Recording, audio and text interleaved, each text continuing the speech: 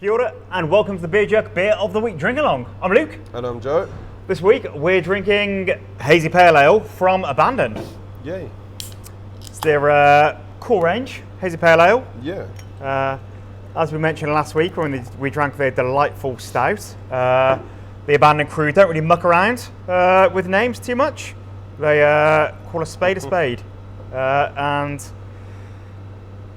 They often number things, right? Because they got the series. For their seasonals, they're up to Hazy number 17. But yeah, this is just their core range Hazy Pale Ale.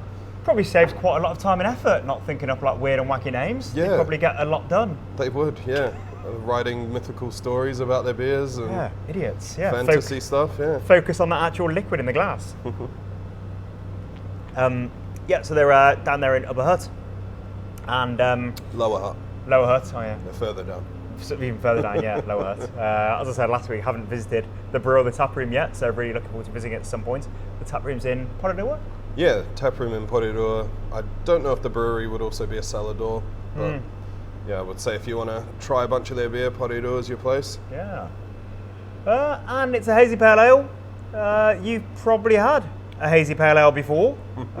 We don't feature many of them in the Beer Jerk Beer of the Week subscription box because they're fucking everywhere. You can't move for Hazy Pale Ales. So sporadically, like once a year maybe, we'll put one in the box. Yeah, we did the Sierra Nevada Mountain Culture one, but that's slightly an exception. Yeah, that's a pretty special one. Yeah. But as we've said before, there's a reason that all these brewers are cranking out loads of Hazy Pale Ales, because people love drinking them. Why do they love these beers? I suppose they're just very approachable beers, low bitterness. No one hates fruit flavors. Yeah. So you get those kind of tropical stone fruity flavors that are pretty crowd pleasing. And I suppose if you ask 70-year-old men as well, it means the brewers get to cut a whole step out of the brewing process and not filter the beer.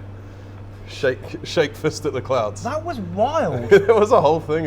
For a while there. Yeah. Spearheaded by Luke Nicholas of Epic. Oh, really? I'm calling him out. I didn't know that. I'm calling you out, Luke, if you're watching. I mean, I heard the same thing over in the UK. But. Yeah. So yeah, lots of people for some reason thought that it's easier to brew a hazy IPA or a hazy pale ale. Epic, fantastic beers, an iconic brewery, Luke being a brilliant brewer. But yeah, for a long time they held out on brewing hazies because they didn't like them, so fair enough. I've never brewed a hazy either, no plans to.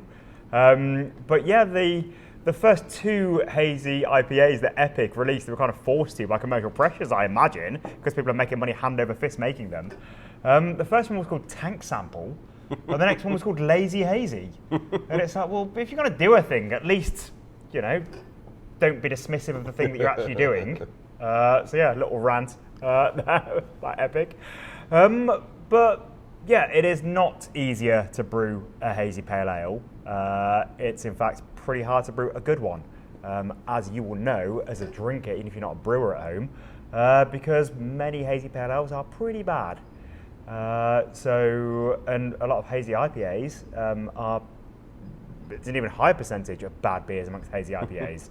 We're definitely pretty particular on the ones that we choose to drink or choose to send out in this ocean of kind of average hazy beers. And this beer in particular, I just like stone fruit I'm getting.